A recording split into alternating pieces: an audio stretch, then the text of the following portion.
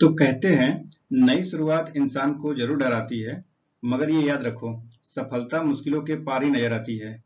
तो आज हम एक नई शुरुआत करने जा रहे हैं जो कि सोशियोलॉजी यूपीएससी के लिए है और ये ऑप्शनल सब्जेक्ट है। तो चलिए मिलकर साथ शुरू करते हैं और इस डर को डराते हैं और सफलता हासिल करते हैं। तो हेलो दोस्तों, आप सभी का स्वागत है हमारे चैनल पर और आप देख रहे हैं study with interest and love. हम इस वीडियो में यूपीएससी सोशियोलॉजी जो कि ऑप्शनल सब्जेक्ट जिसका होगा उसके लिए पढ़ रहे हैं। तो आज ये पेपर 2 है जिसका कि यूनिट फर्स्ट है। यूनिट फर्स्ट में पहले आते हैं जीएस घुरिये जो कि गोविंद सदाशिव घुरिये हैं। तो आज हम लोग इनके बारे में पढ़ा जाएगा। ये भारत के एक बहुत ही महान विचारक हैं जो कि यूरोपीय के बाद ये भारत में एक सोशियोलॉजी के पिता कहे जाने वाले हैं, जो कि भारतीय समाजशास्त्री के पिता और जनक कहे जाते हैं। तो बहुत ही महत्वपूर्ण चर्चा होने वाली है इनके बारे में। और एक और महत्वपूर्ण सूचना, अगर आप हमारे चैनल को सब्सक्राइब नहीं किए हैं तो प्लीज सब्सक्राइब कर ले और हमारे वीडियो को भी देखिए। हम ऐसे ही नए वीडियो जो कि सोशियोलॉजी सब्जेक्ट ऑप्शनल है इसके विषय में बहुत ही महत्वपूर्ण चर्चा कर रहे हैं और हर बार एक नया नया वीडियो आता जा रहा है। तो आप लोग इसको जरूर सब्सक्राइब करें और चैनल को आगे बढ़ाएं। और चलिए फिर इसी के साथ शुरू करते हैं अब जीएस घुरिये जी के बारे में। तो चलिए पढ़ते हैं। तो अब यहाँ पर दिया गया है इकाई की रूपरेखा जीएस घुरिये के बारे में।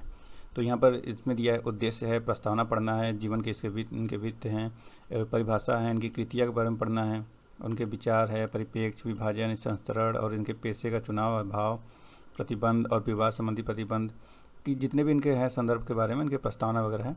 तो चलिए यहाँ से प्रस्तावना से हम लोग शुरू भी करेंगे।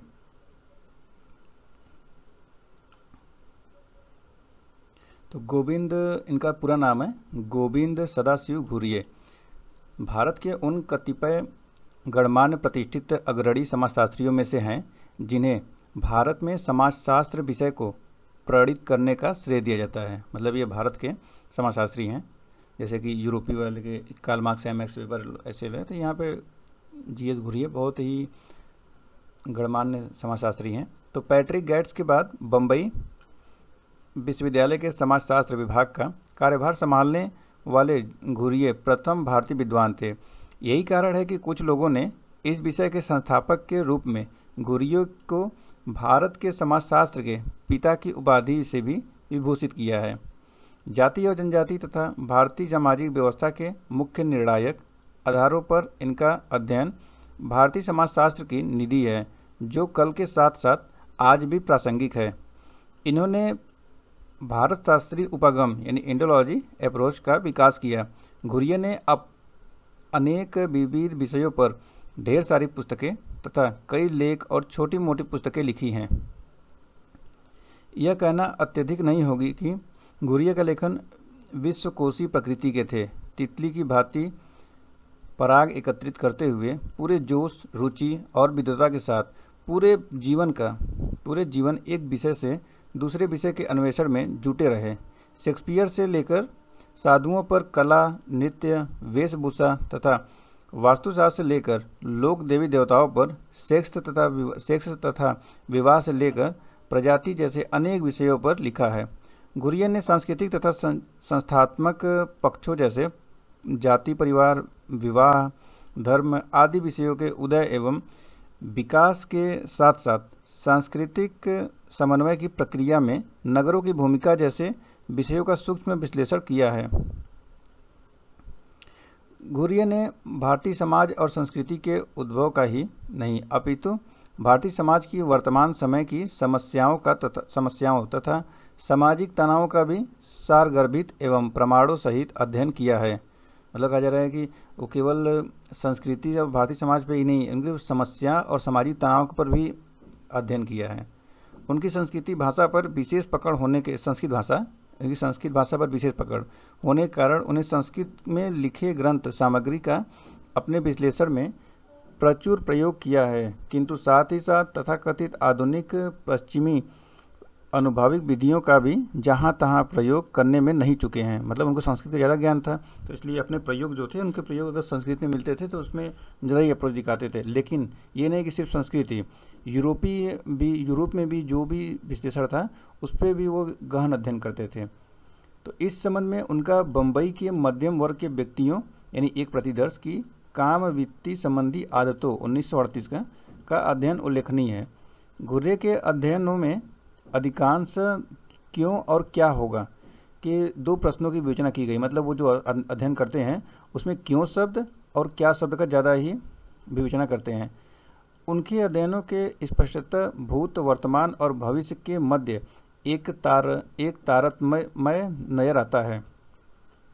जैसा कि उनके ग्रंथ तथा कथित आदिवासी लोग उनका भविष्य प्रकट होता है। घुर्ये के अध्ययनों की यह विशेषता रही है कि उन्होंने अपने समय में समाज में प्रचलित तीनों मुख्य परंपराओं तथा मानवशास्त्री सौभागिक अवलोकन, समाजशास्त्री सांख्यिकी और सर्वेक्षणपरक और भारत विश्वशास्त्री पौराणिक ग्रंथिक के प्रयोग करने का प्रयास किया है।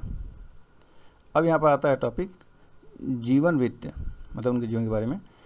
प्रोफेसर जी एस घुर्ये के समस्त जीवन को जानने के लिए 1973 ईस्वी में स्वयं घुर्ये द्वारा लिखित पुस्तक आई एंड अदर एक्सप्लोरेंस को आधार बनाया गया है।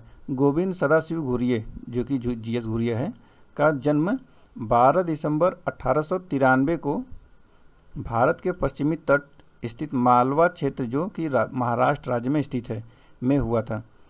इनका प्रारंभिक शैक्षणिक जीवन उच्च कोटि का है। जाति से वे सारस्वत ब्राह्मण थे। उनके परिवार में संस्कृत तथा संस्कृत ग्रंथों का पठन पाठन अधिक था, यानी पंडित थे इसीलिए वो संस्कृत पढ़ते थे। उनके घर में प्रचलन रहा होगा उस समय का, तो संस्कृत पढ़ना पड़ता था, इसलिए वे संस्कृत में महारथी हुए थे। घुर्ये ने अपनी प्राथमिक शिक्षा मालवन में पाई थी, मालवन में जो वहाँ पे जगह है। इसके बाद वे जूनागढ़ गए, जूनागढ़ मतलब गुजरात वाला। उनकी उच्च शिक्षा मुंबई के एल्किस्टन कॉलेज में हुई। इन्होंने अपनी सारी परीक्षाएं प्रथम श्रेणी से उत्तीर्ण की, मतलब जितने भी एग्जाम उनके हुए हैं सब में फर्स्ट डिवीजन लाए थे। घुर्ये का विवाह मालवन गांव के एक पड़ोसी गांव की सूजबाई के साथ 1916 में हुआ और तब उनके समाजशास्त्री जीवन में एक बड़ा परिवर्तन आया। उन्होंने एमए की डिग्री संस्कृत भाषा में की थी, यानी एमए किया था संस्कृत से, समाजशास्त्र का मानवशास्त्र में नहीं, समाजशास्त्र से मानवशास्त्र में नहीं, मतलब समाजशास्त्री बने हुए हैं लेकिन उनकी जो डिग्री है एमए की वह संस्कृत में है, समाजशास्त्र और मानवशास्त्र से नहीं किए थे। यह संयोगवश था कि उन्होंने पैट्रिक गैट्स के कुछ व्याख्यानों को बम्बई विश्वविद्यालय में सुना था। इससे घुर्ये बहुत प्रभावित हुए और संस्कृत के इस विद्यार्थी की रुचि समाजशास्त्र में जागृत हुई। मतलब सिर्फ सुने हुए थे वो पैट्रिक गैट्स के व्याख्यानों को, और संस्कृत पढ़ते हुए भी उन्होंने समाजशास्त्र के बारे में पढ़ा। गेट्स ने ब्रिटिश विश्वविद्यालय में समाजशास्त्र के प्रशिक्षण पाने के लिए घुर्ये का चयन किया। मतलब ये गेट्स से खुद नहीं, ब्रिटिश विद्यालय में इनका चयन किया। उनकी सिफारिश पर मुंबई विश्वविद्यालय ने उन्हें लंदन भेजा, मतलब मुंबई विश्वविद्यालय। कुछ समय तक प्रोफेसर L.T. हॉबहाउस के साथ अध्ययन के बाद डॉक्टर रिवर्स के मार्गदर्शन में एथनिक थ्योरी ऑफ कास्ट विषय पर शोध किया। कास्ट मतलब जाति। सन 1923 में घुर्ये कैम्ब्रिज विश्वविद्यालय से डॉक्टरेट की उपाधि ग्रहण कर भारत लौट आए, मतलब 1923 में। सन 1924 में इन्हें बम्बई विश्वविद्यालय के समाजशास्त्र विभाग के एक रीडर एवं अध्यक्ष पर नियुक्ति उनकी की गई 1924 में, जो कि बम्बई विश्वविद्यालय में समाजशास्त्र विभाग में। इनकी पहली कृति कास्ट एंड रेस उनकी सन 1932 में प्रकाशित की गई। 1924 में बम्बई विश्वविद्यालय में उन्होंने फिर एक कृति अपना कास्ट एंड रेस का किया, जो कि 1932 में प्रकाशित हुआ। इसका प्रकाशन लंदन से हुआ। इस पुस्तक की 2 विशेषताएं हैं। पहली विशेषताएं, पहली तो यह कि इसमें घुर्ये ने जाति व्यवस्था की उत्पत्ति प्रजाति से बताई है, और दूसरी यह कि इसने समाजशास्त्र को संसार के मानचित्र पर पहली बार स्थापित किया। यह भारत का योगदान था। इसका श्रेय घुर्ये को जाता है। प्रोफेसर घुर्ये के लेखन में इतिहास, मानवशास्त्र और समाजशास्त्री परंपराएं विद्यमान हैं। उन्होंने न केवल स्वयं बल्कि अपने छात्रों को भी अनुभवश्रित अध्ययन एवं अनुसंधान करने के लिए प्रेरित किया। मतलब अपने छात्रों को भी उन्होंने, जो अनुभवशील थे, उनको भी रिसर्च करने के लिए प्रेरित किया। प्रोफेसर घुर्ये ने 25 से अधिक पुस्तकें लिखी, 25 पुस्तकें। प्रोफेसर गुरिये ने इंडियन सोशियोलॉजिकल सोसाइटी की स्थापना की और इसके तत्वाधान में 1952 में सोशियोलॉजिकल बुलेटिन नामक पत्रिका का प्रकाशन भी आरंभ किया था। Professor Ghurye anthropological society of Bombay के 1945 से 50 तक अध्यक्ष रहे। इन्होंने जातियों, जनजातियों, ग्रामीण शहरीकरण, भारतीय साधुओं और भारतीय वेशभूषा के बारे में व्यापक अध्ययन किया। गुरिये एक बहुमुखी समाजशास्त्री के साथ साथ प्रकांड विद्वान भी थे, मतलब एक समाजशास्त्री थे लेकिन प्रकांड विद्वान थे। इन्होंने समाजशास्त्र की विषय सामग्री को नए आयाम दिए, मतलब समाजशास्त्र को अपने एक नए तरीके से बताएंगे।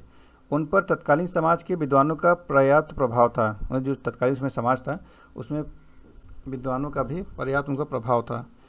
इन विद्वानों में Patrick Geddes, Hobhouse, Rivers Haddon आदि मुख्य थे, मतलब जहाँ से ब्रिटेन से वो पढ़ कर आए थे वहाँ के लोग इनको ज़्यादा ही श्रेय देते थे। एक तो उन्होंने अपने लंदन प्रवास के दौरान समाजशास्त्र और मानवशास्त्र को निकटता से देखा, और दूसरा उन्होंने अपनी संस्कृत भाषा की पंडिताई का लाभ समाज विज्ञानों को समझने में लगाया। जैसे कि भारत के लोग हैं, अगर उनके सामने संस्कृत भाषा बोला जाता है तो कहते हैं कि बहुत ही ज़्यादा विद्वान है। जैसे कि इस समय के साथ में अंग्रेजी बोला जाता है तो लोग कहते हैं कि अरे अंग्रेजी बोल रहा है तो बहुत विद्वान होगा, वैसे ही। तो जी.एस. गुरिये के वैसे भी वो प्रकांड विद्वान थे भी अंग्रेजी वो संस्कृत भाषा से, क्योंकि संस्कृत में तो एमए किए हुए थे। उसके बाद उन्होंने अपनी जागृति दिखाई थी समाजशास्त्र और मानवशास्त्र में। जी.एस. गुरिये की समाजशास्त्र की परिभाषा क्या है, तो इनके परिभाषा के बारे में पढ़ेंगे। गुरिये ने भारत के समाजशास्त्र को एक नई दिशा दी थी, इसी कारण उन्हें समाजशास्त्री विचारक कहते हैं।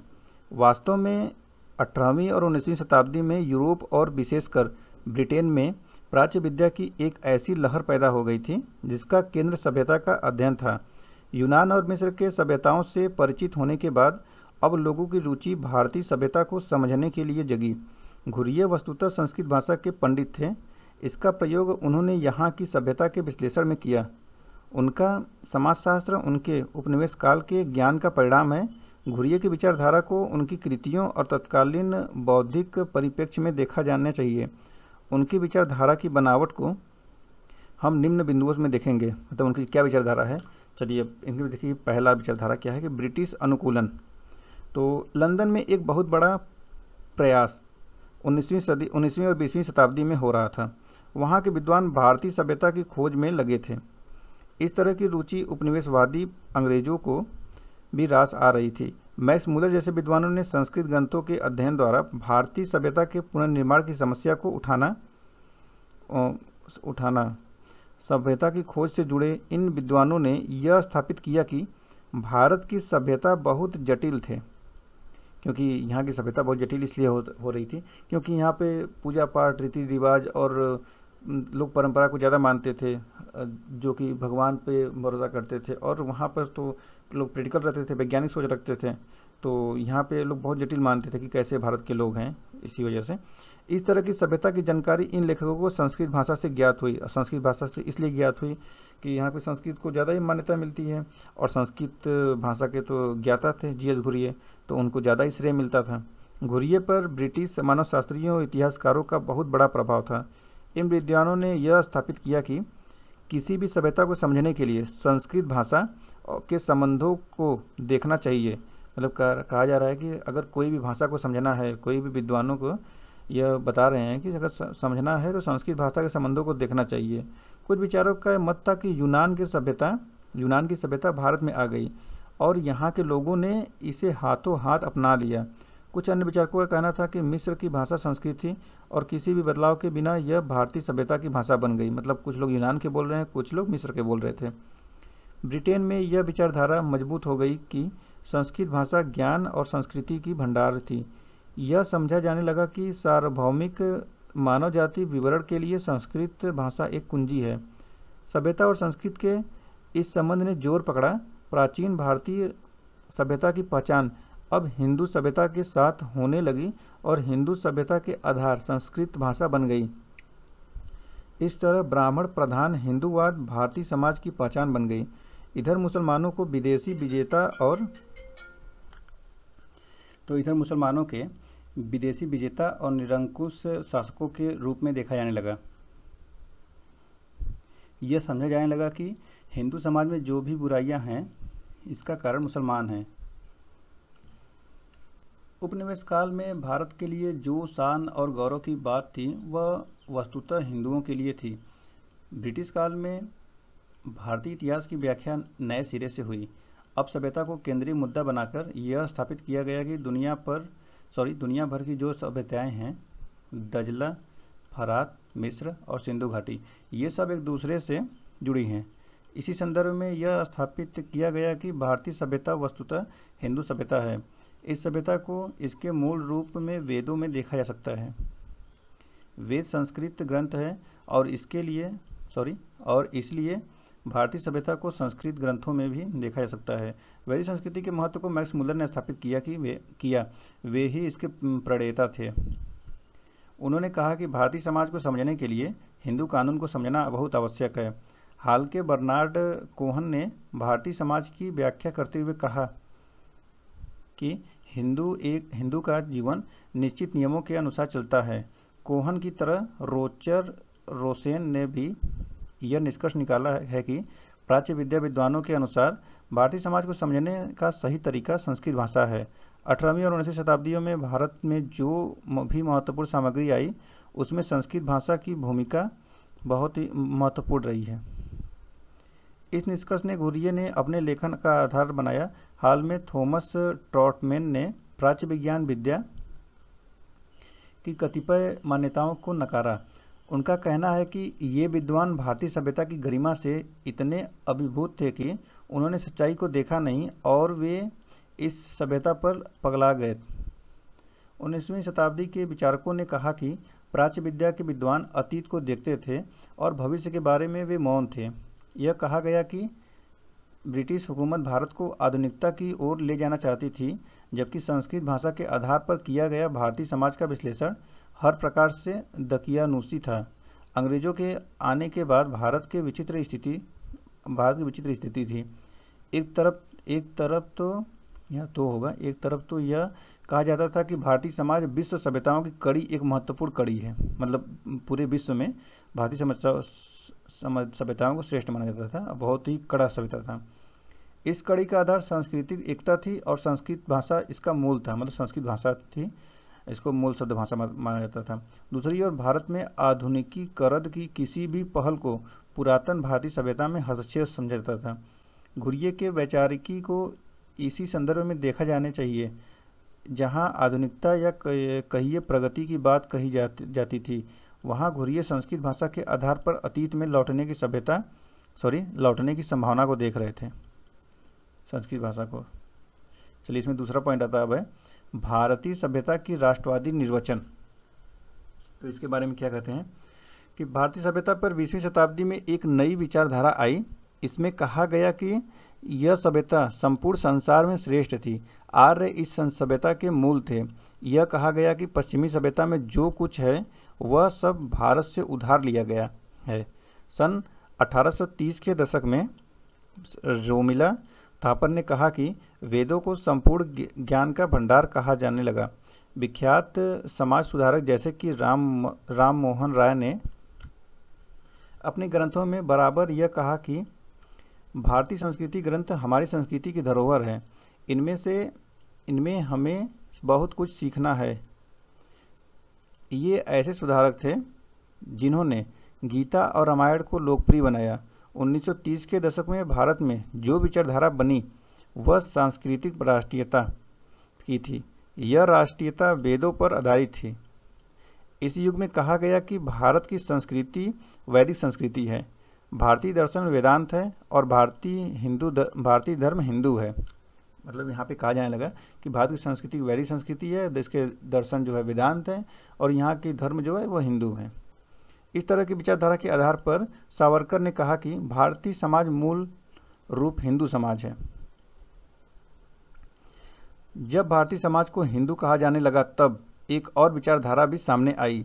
भारत में मुसलमान अस्थायी रूप से बस गए थे। उनके बारे में इन राष्ट्रीय संस्कृति के प्रणेताओं का कहना था। 19वीं शताब्दी के इन राष्ट्रवादी बौद्धिकों ने कहा कि मुसलमानों का भारत पर आक्रमण और यहाँ पर उनका निवास और कुछ न होकर ब्राह्मणों के परंपराओं को तोड़ना था। इन लेखकों ने यह स्थापित करने का प्रयास किया कि मुसलमानों की संस्कृति पूर्णतः हिंदू संस्कृति से भिन्न थी। वे एक एकात्मकवादी धर्म को मानने वाले और सांप्रदायिक तथा एकात्मवादी थे। मुसलमानों के बारे में उनका राष्ट्रवादी विचार यह बन गया था कि वे अतीत में आक्रमणकारी और समकालीन समाज में पृथकवादी थे। इस विचारधारा ने यह भी स्थापित करने का प्रयास किया कि मुसलमानों ने मध्यकाल में हिंदुओं पर बड़े अत्याचार किए थे। आज भी हिंदू संकट के दौर से गुजर रहे हैं और उनकी संकट के दौर से गुजर रहे हैं उनकी संख्या घट रही है।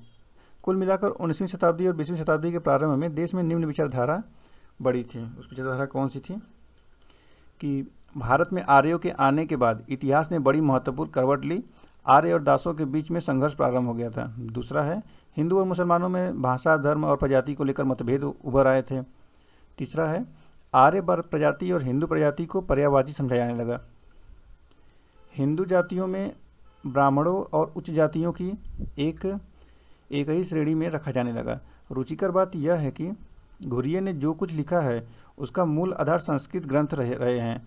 वे वेदों के हिमायती थे और उन्होंने जाति व्यवस्था में ब्राह्मणों को सबसे ऊंचा स्थान दिया है। यह सब लिखने के बाद उन्होंने प्रचलित इतिहास के वर्ण का भी विरोध नहीं किया। वे परंपरावादी विचारक रहे थे। अब इसमें तीसरा आता है विसरण। घुरिये की विचारधारा का कोई भी विश्लेषण हो, उसमें तत्कालीन विचारों का समावेश होना अनिवार्य है। पिछले पृष्ठों में हमने राष्ट्रवादी संस्कृति की व्याख्या की है। घुरिये ने अपने बौद्धिक जीवन में इसके प्रभाव को देखा है। वे विचारों से राष्ट्रीय संस्कृति यानी संस्कृत और विचारधारा लंदन से उभर कर आई। घुरिये के लेखन पर लंदन और वहाँ के विद्वानों का काफ़ी गहरा प्रभाव था। और यही नहीं विचारधारा विसरण की थी। विसरणवादियों में पेरी यानी W.J. पेरी, इलियट स्मिथ यानी G. Elliot Smith, Hocart A.M. Hocart और रिवर्स यानी W.H.R. रिवर्स उल्लेखनीय मानवशास्त्री रहे हैं। इन विद्वानों ने स्थापित किया कि सभ्यता का उदय केवल एक बार होता है। यह उदय मिस्र में हुआ और तब उसका फैलाव स्थानांतरण द्वारा दूसरे देशों में हुआ। स्थानांतरण करने वाले ये प्रवासी स्थानीय लोगों को सभ्य मानते हैं, इस भांति उन्हें अपने अधीनस्थ कर देते हैं। इसका मतलब यह हुआ कि उच्च प्रजातियों निम्न प्रजातियों पर अपना प्रभुत्व रखती है। घुरिये की विचारधारा पर विसरणवादियों का बहुत बड़ा प्रभाव था। ये रिवर्स अत्यधिक प्रभावित थे। जब उनका प्रवास लंदन कैम्ब्रिज विश्वविद्यालय में था तो वे रिवर्स के टिकट संपर्क में थे और जब 1992 में रिवर्स का देहांत हुआ तब घुरिये इससे अत्यंत दुखी हुए। इनका कहना था कि उनके जीवन की यह बड़ी दुखद घटना थी। एक और घुरिये रिवर्स के प्रसारणवादी से प्रभावित थे तो वही दूसरी ओर उनके संस्कृत भाषा के ज्ञान और प्राच्य विद्या की पकड़ ने उनकी वैचारिकी को मजबूत बनाया। बाद में चलकर अपने जीवन के अंतिम वर्षों में जब रिवर्स ने तुलनात्मक मनोविज्ञान और बंधुत्व को अपना विशेष अध्ययन क्षेत्र बनाया तब इसका प्रभाव घुरिये पर भी पड़ा। उन्होंने कहा कि समाजशास्त्र को भारतीय समाज का अध्ययन धार्मिक संस्कृत ग्रंथों के आधार पर करना चाहिए। जब घुरिये की कृतियों में हम उनकी विचारधारा और सिद्धांतों को देखते हैं तब हमें यह स्पष्ट हो जाना चाहिए कि वे यूरोप में जो बौद्धिक वातावरण पुनर्जागरण के बाद पैदा हुआ था उससे प्रभावित थे।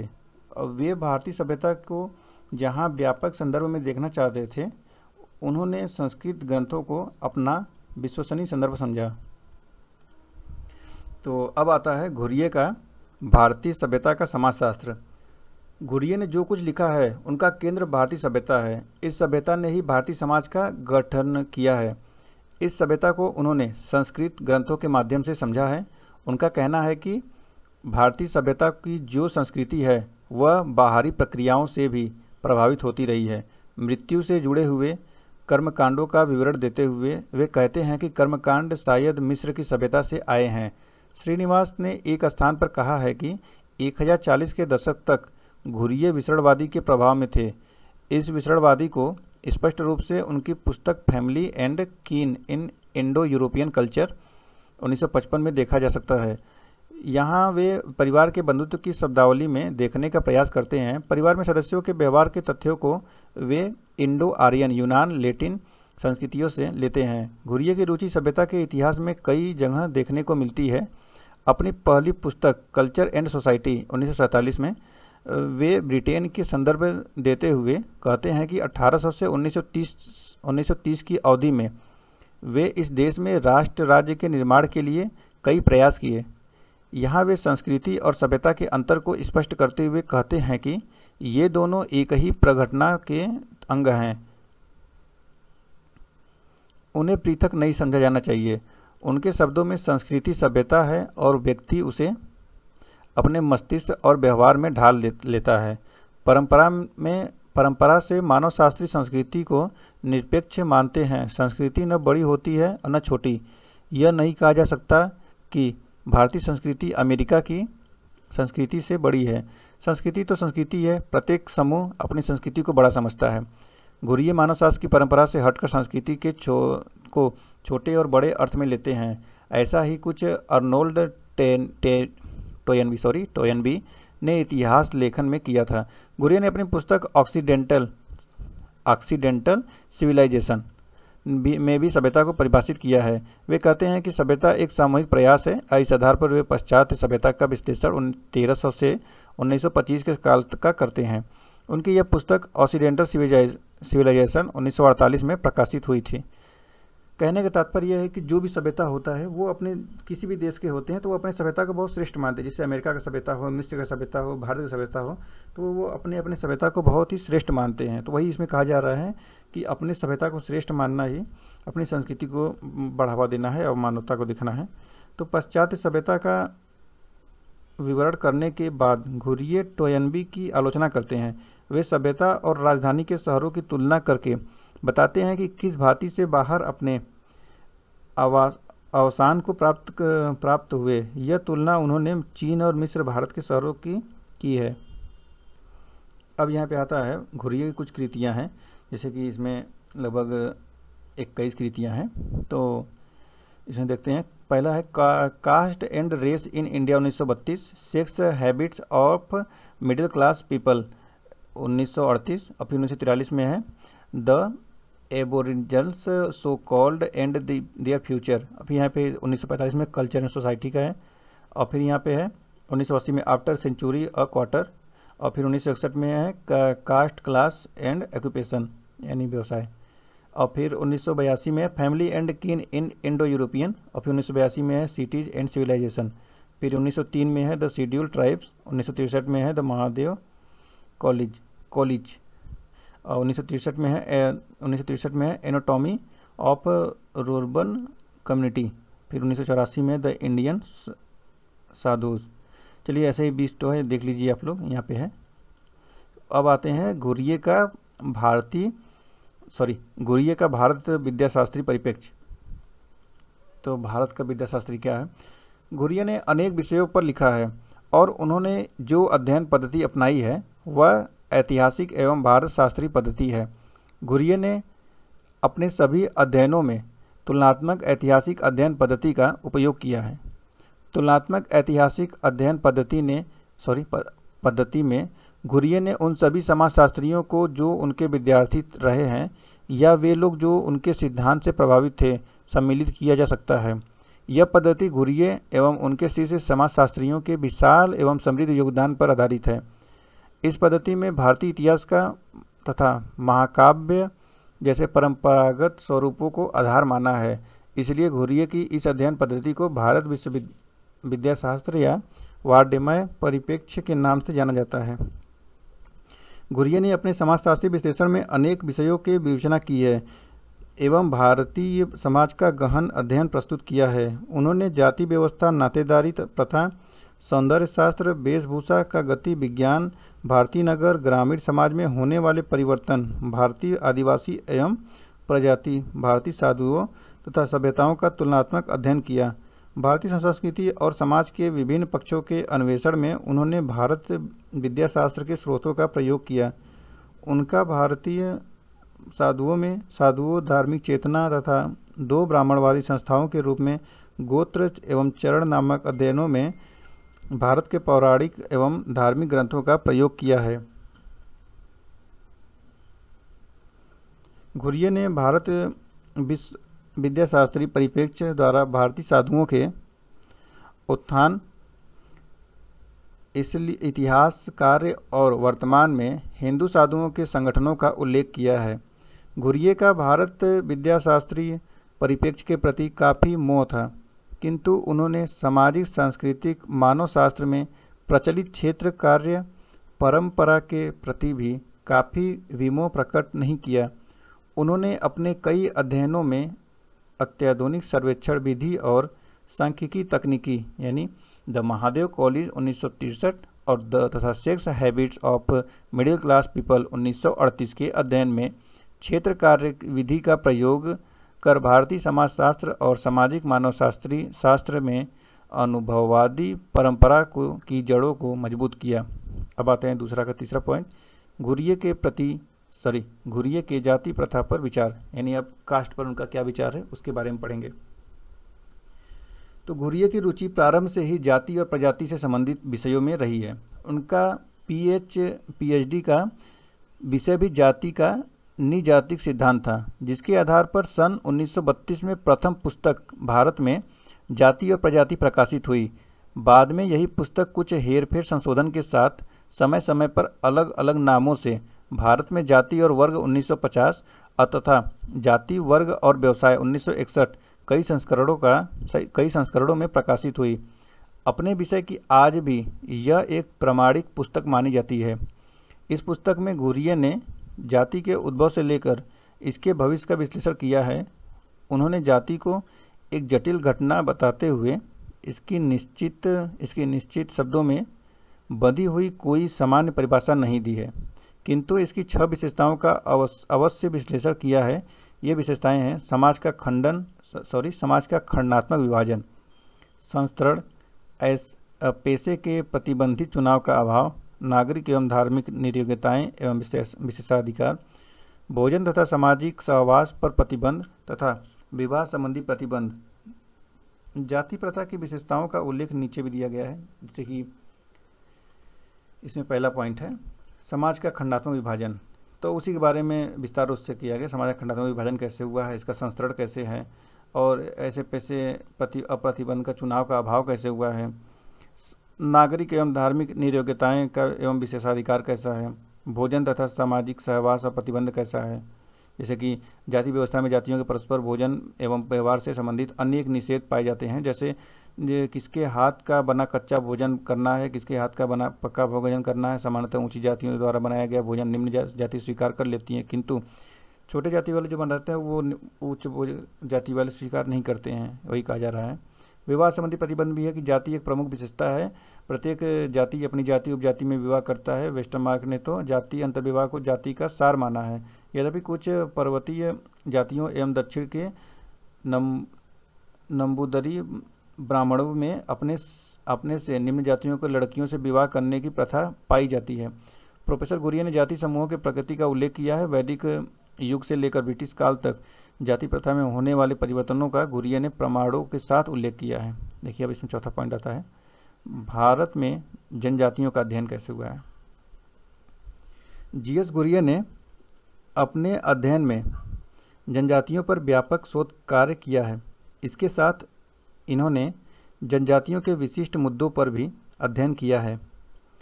उन्होंने अनुसूचित जनजातियों पर अपनी एक पुस्तक में भारत की नजातियों के ऐतिहासिक, प्रशासनिक और सामाजिक आयामों का वर्णन किया। प्रोफेसर घुरिये ने महाराष्ट्र के कोलियों का अध्ययन किया। घुरिये के विचार से भारतीय जनजातियों की स्थिति पिछड़े हुए हिंदुओं जैसी थी। इनके पिछड़ेपन का कारण था इनका हिंदू समाज से पूरा एकीकृत न हो पाना। दक्षिण मध्य भारत में रहने वाले संथाल, भील और गोंड आदि जनजातियों के कुछ भाग हिंदू समाज से पूर्णतया एकीकृत हो गए हैं। परिस्थितियों के मद्देनज़र इनके बारे में यह कहा जा सकता है कि ये लोग हिंदू समाज में पूर्ण रूप से वर्ग नहीं है। जनजातीय जीवन में हिंदू धर्म के मूल्यों और प्रतिमानों को सम्मिलित करना एक सही कदम था। हिंदुओं के सामाजिक वर्गों के साथ बढ़ते संपर्क के कारण जनजातियों ने धीरे धीरे हिंदुओं के कुछ मूल्यों और जीवन पद्धति को अपना लिया। फलस्वरूप जनजाति के लोग ने शराब पीना छोड़ दिया, शिक्षा प्राप्त करना आरंभ कर दिया और हिंदू कृषकों के प्रभाव से कृषि के तरीकों में भी सुधार किया। घुरिये ने द शेड्यूल ट्राइब नामक पुस्तक में जनजातियों की समस्याओं एवं समाधान के बारे में विस्तार से चर्चा की है। इससे पहले aborigines so called and their future नाम से घुरिये ने पुस्तक लिखी थी। इस पुस्तक में घुरिये ने जनजातियों के विभिन्न नामों जैसे आदिवासी, मूल निवासी जनजाति, अनुसूचित जनजातियों आदि का उल्लेख किया है। साथ ही जनजातियों का हिंदुओं, ईसाइयों एवं अन्य लोगों के संपर्क एवं उनमें सात्मीकरण के कारण उत्पन्न समस्याओं का उल्लेख किया गया है। जनजातियों के प्रति अंग्रेज शासकों की नीति का वर्णन किया गया है। इस पुस्तक में जनजातियों की समस्याओं के समाधान हेतु बुद्धिजीवियों द्वारा प्रस्तुत 3 दृष्टिकोण राष्ट्रीय उपवन, पृथक्करण यानी कि नेशनल पार्क, और ये पृथक्करण है आइसोलेशन, एवं आत्मीकरण है एस्मिलेशन का उल्लेख किया है। अब इसमें 5वां पॉइंट आता है भारतीय परंपरा में साधु की भूमिका क्या है। इसमें साधु की भूमिका के बारे में बता रहे हैं घुरिये। धर्म के समाजशास्त्र में अपने अध्ययन में घुरिये ने धार्मिक विश्वास, कर्मकांड, संस्कार तथा भारतीय परंपरा में साधु की भूमिका पर प्रकाश डाला है। घुरिये के मतानुसार प्राचीन भारत, मिस्र और बेबीलोनिया में धार्मिक चेतना धर्म स्थलों से जुड़ी हुई थी। घुरिये ने भारतीय धर्म के विभिन्न देवी देवताओं यथा शिव, विष्णु, दुर्गा आदि के उद्भव और उनकी भूमिका का सारगर्भित विवेचना की है। उन्होंने पूजा की बृहत स्तरीय पद्धति के साथ जुड़े हुए स्थानीय और उप क्षेत्रीय विश्वासों का उजागर किया है। उनका मत है कि भारत में अनेक पंथों के विकास और विस्तार का आधार राजनीतिक के साथ साथ लोक समर्थन भी रहा है। घुरिये ने अपनी पुस्तक इंडियन साधुज में संन्यास की दोहरी प्रकृति की समीक्षा की। भारतीय संस्कृति के अनुसार ऐसा समझा जाता है कि साधुओं या सन्यासियों को सभी जाति प्रतिमानों, सामाजिक परंपराओं आदि से मुक्त होना चाहिए। वस्तुतः यह समाज के दायरे से बाहर होता है। शैव मतावलंबियों में यह आम रिवाज है कि जब इनके समूह का कोई व्यक्ति संन्यास या आत्मत्याग के मार्ग को अपनाता है तो इसका नकली दाह संस्कार कर देते हैं। इसका अभिप्राय यह है कि वह समाज के लिए तो मृत समान, लेकिन आध्यात्मिक दृष्टि से उसका पुनर्जन्म होता है। अब आता है इसमें 6वां पॉइंट, भारतीय इतिहास में प्रजाति का सिद्धांत। प्रजाति क्या है? तो देखा जाए तो घुरिये सभ्यताओं के अध्ययन में विशेषज्ञ थे। उनकी रुचि सभ्यताओं के तुलनात्मक अध्ययन में थी, लेकिन ऐसा करने में उनका केंद्र बिंदु भारतीय सभ्यता थी।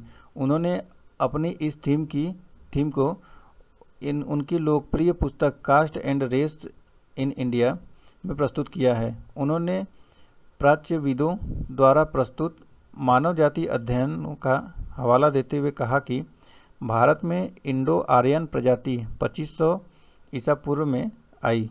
इस प्रजाति का धर्म वैदिक धर्म था। ये मोटे रूप में ब्राह्मण थे। इन्होंने गंगा के मैदानों में अपनी संस्कृति को विकसित किया।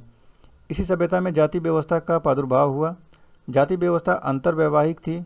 इसका अर्थ था कि जाति का कोई भी सदस्य जाति से बाहर विवाह नहीं करेगा।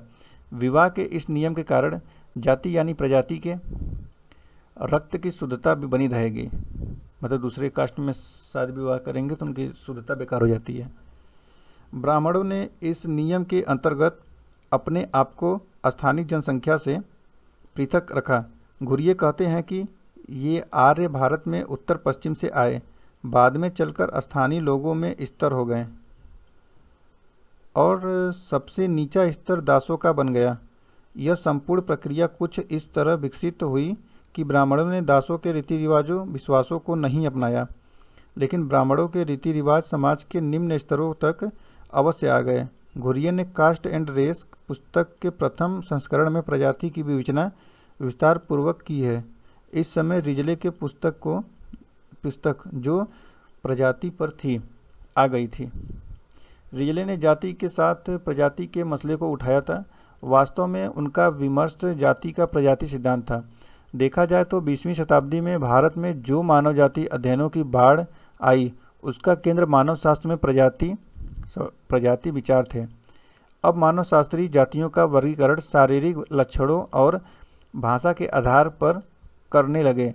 शारीरिक लक्षणों में रक्त समूह, खोपड़ी का घनत्व, नाक की लंबाई चौड़ाई, आँखों का बनावट, त्वचा का रंग, कद आदि सम्मिलित किए जाने लगे थे। अब मानव विज्ञान के विद्वानों ने संपूर्ण जातियों को प्रजातियों में बांट दिया। रिजले भारतीय मानव जाति विभाग के निदेशक थे और उन्होंने पहली बार जातियों को प्रजाति संदर्भ में देखा था। मतलब जाति किस प्रकार से बनेंगे, उनकी खोपड़ी की, उनके शरीर का ढांचा कैसा है, उनके नाक, आँख, मुंह, कान, सब के शरीर के बनावट ढांचा, किनकी आँख लंबे हैं, कितने छोटे हैं, बड़े हैं, नाक कैसा है, चपटा है, टेढ़ा है, मोटा है, और मुंह कैसा है, गोल मुंह है कि चौड़ा मुंह है, लंबा मुंह है, ऐसे पे होने लगा। भारत में प्रजातियों पर घुरिये के विचार हैं, जैसे कि यहाँ पर उनके कुछ 6 मुख्य तत्व दिए गए हैं। पहला कि भारतीय आर्य, तो इसमें है इस प्रजाति से संबंधित लोग पंजाब, राजपूताना तथा संयुक्त प्रांत के भागों में तक फैले हैं। और पूर्व द्रविड़ियन, तो इस प्रजाति के तत्व संस्कृत प्रांत की निम्नतर जातियों एवं बिहार की जनसंख्या में फैले हैं। तीसरा है द्रविड़। द्रविड़ कहाँ हैं? तो ये दक्षिण के तमिल तथा मलयाली भाषा जिलों तक फैले हैं। चौथा है मंगोल। ये प्रजाति तत्व हिमालय, नेपाल तथा असम तक फैले हैं। पाँचवा यानी पश्चिमी कहाँ होगा? तो ये पश्चिमी जैसे मालाबार के उत्तर मैसूर, महाराष्ट्र में पाए जाते हैं। और छठा मुंडा है। इस प्रकार के प्रजाति तत्व छोटा नागपुर क्षेत्रों में यानी छत्तीसगढ़ में पाए जाते हैं। छत्तीसगढ़ कर रहा हूँ, महाराष्ट्र के साइड में, मध्य में एकदम। इसके अतिरिक्त प्रोफेसर घुरिये ने सभ्यता और संस्कृति के बारे में अपनी पुस्तक सिटीज एंड सिविलाइजेशन में तथा भारत में यूरोपीय संस्कृति में पाई जाने वाली पारिवारिक एवं नातेदारी व्यवस्था का तुलनात्मक एवं विस्तृत ऐतिहासिक ब्यौरा अपनी पुस्तक family and kin in Indo European culture नामक पुस्तक में दिया है। घुरिये एक राष्ट्रवादी हैं। आजकल की राजनीति में एक मुहावरा बहुत काम में लिया जाता है। जो लोग देश का एक राष्ट्र राज्य के रूप में विकसित करना चाहते हैं प्रायः सांस्कृतिक राष्ट्रीयता की चर्चा करते हैं। कहते हैं कि इस देश की संस्कृतियाँ अनेक नहीं एक होनी चाहिए और यह एक संस्कृति हिंदू संस्कृति या हिंदू धर्म है। घुरिये अपनी पुस्तक caste and race in India में कहते हैं कि भारत में प्रजाति, भाषा और संस्कृति का एक ऐसा मेलजोल है जो यहाँ की सभ्यता को बताया है।